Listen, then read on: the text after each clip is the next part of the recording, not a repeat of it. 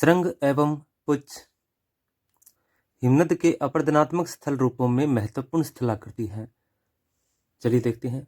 जब हिमनद के प्रवाह मार्ग में ज्वालामुखी प्लग या अन्य कठोर चट्टान सतह से ऊपर गांठ के रूप में बाहर निकला रहता है, तो जिस दिशा से हिमनद आता है उस ओर प्लग के पास की मुलायम मिट्टी का अपरदन हो जाता है और इस भाग का ढाल उबड़ खाबड़ हो जाता है।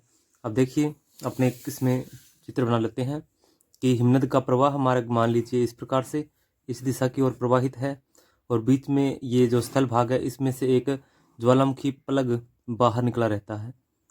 ठीक है, और ये प्लग जो है इसके चारों ओर क्या है, यहाँ पर कोमल मिट्टी है, कोमल मृदा है। अब ये जो प्लग है ये क्या है, कठोर है और अंदर से ज्वालामुखी प्लग के रूप में या कोई अन्य कठोर चट्टान है। तो इस कठोर चट्टान पर जिस दिशा से हिम आता है उस ओर की ये जो कोमल चट्टान है ये तो यहाँ से हट हो जाती है, लेकिन इसका क्या है, अपरदन नहीं हो पाता।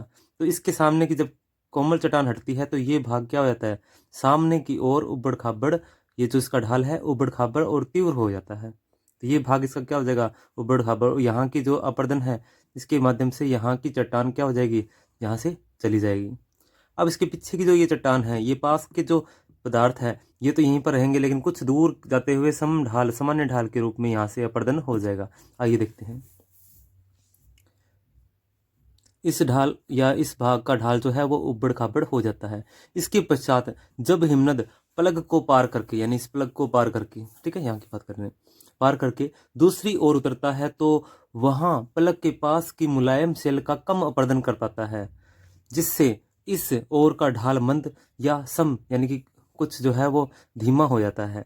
देखने में एक ओर श्रृंग तथा दूसरी ओर पूंछ जैसी आकृति दिखाई देती है। तो यहाँ पर ये और इस प्रकार से यहाँ से चट्टान लगती है और ये धीमे धीमे इसको दूर तक ले जाती है।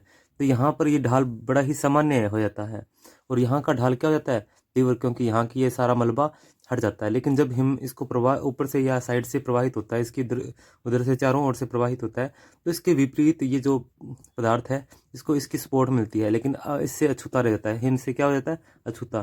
फिर कुछ दूरी पे यहाँ पे अपरदन करने लगता है और यहाँ के पदार्थ को अपरदित कर देता है। तो यहाँ का ढाल क्या हो जाता है, सामान्य, और यहाँ का ढाल क्या है, ये तीव्र हो जाता है। तो इसकी जो आकृति है वो आप इस प्रकार से स्पष्ट देख पाओगे कि यहाँ से जो है ये दिशा है और ये कठोर प्लग है, कठोर चट्टान है, ये मुलायम चट्टान है।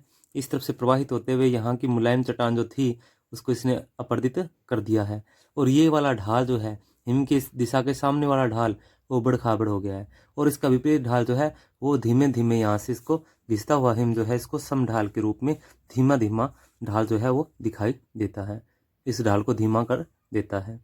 तो ये बन जाती है, इसको कहते हैं श्रृंग, और ये पूंछ जैसी आकृति दिखाई देने लगती है। तो ये हो गया ना श्रृंग व पूंछ। वीडियो समझ आया होगा आपको, बताइएगा कमेंट करके, और पसंद आया तो लाइक कीजिएगा। Thank you.